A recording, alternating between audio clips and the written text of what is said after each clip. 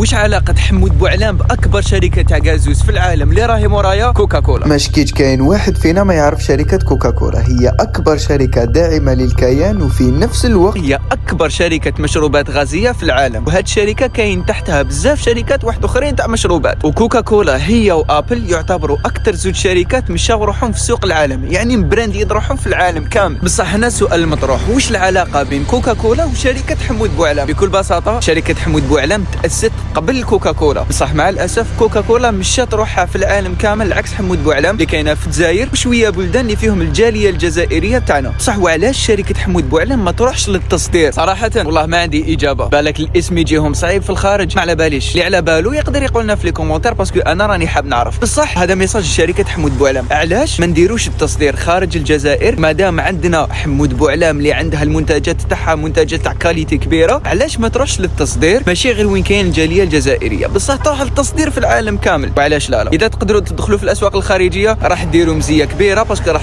اولا تعاونوا الاقتصاد الوطني، ثانيا شركه حمود بوعلام يزيدوا يدخلوا لها دراهم كثر وكثر. وما شكيت كاين واحد في الدنيا يحوش على دراهم. المهم انت اقرا لي واش مكتوب في الكابشن وابوني نديك تحوس معايا.